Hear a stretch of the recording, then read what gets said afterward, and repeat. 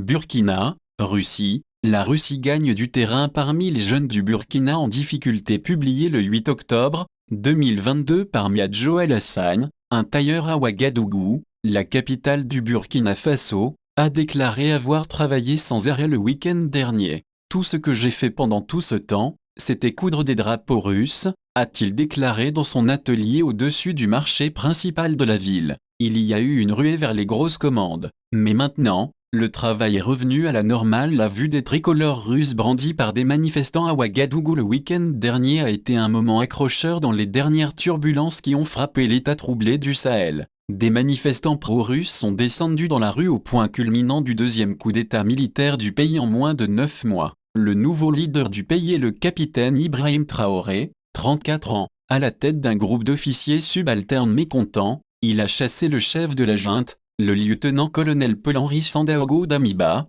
qui avait renversé le président élu du pays en janvier dernier. Traoré et Damiba avant lui ont toutes deux défendu leur prise de contrôle respective au motif qu'ils étaient les bonnes personnes pour agir contre une insurrection djihadiste sanglante. Mais certains disent que le dénouement de leur impasse, qui a vu à la fois des manifestations anti-françaises et pro-russes, pourrait indiquer un nouveau fil conducteur. Le Burkina Faso est-il le dernier allié français en Afrique à tomber sous l'influence du Kremlin? En République centrafricaine, puis au Mali voisin du Burkina Faso, la Russie a noué des liens étroits qui se sont traduits par un soutien militaire russe et une diminution de l'influence française. Le soutien à la junte au Mali, par exemple, a inclus des avions de guerre, des hélicoptères et des agents décrits par les militaires comme des entraîneurs mais par les pays occidentaux comme des mercenaires de Wagner, une force anti-djihadiste déployée depuis 2013. Au Sahel et ailleurs en Afrique de l'Ouest francophone, la France a été en retrait dans une guerre de l'information. Il a été critiqué sur les réseaux sociaux pour son passé colonial,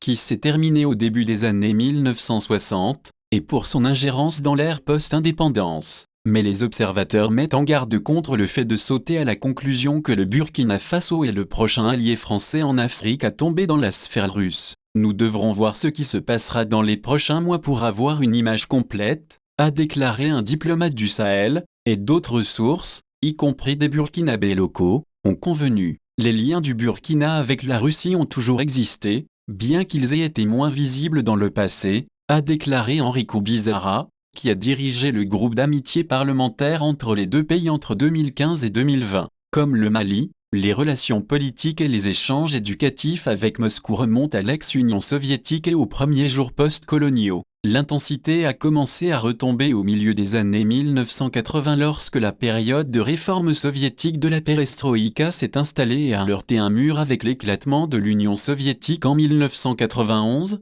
a-t-il déclaré. Aujourd'hui, cependant, la Russie se sent à nouveau à l'aise en Afrique, appréciée par une nouvelle génération, a déclaré Koubizarra. Parmi les jeunes personnalités pro-russes qui ont émergé au cours de la dernière décennie figure Lassane Sawadogo, fondateur d'un groupe appelé La France doit partir. Rencontrant dans un café un journaliste de l'AFP, il a déroulé une liste de plaintes contre l'ancien maître colonial du Burkina Faso. Ils comprennent le franc CFA, créé par la France comme monnaie unique pour faciliter les échanges entre ses anciennes colonies mais attaqué par des groupes de campagne en tant que dictature monétaire, et le bloc régional ouest africain, la CEDEAO. Ensuite, il y a les accusations selon lesquelles la France est intervenue pour obtenir des contrats confortables pour ses entreprises et s'emparer de minéraux stratégiques. Koubiza a déclaré que les observateurs du Burkina ne devraient pas être obsédés par Moscou. Mais comme ceux qui sont descendus dans la rue à Ouagadougou, il a également soutenu que les forces armées assiégées du Burkina avaient un besoin urgent du soutien militaire russe. Quand tu es dans une rivière et que tu te noies, et que tu vois un bâton, tu l'attrapes. Non, il a dit. AFP.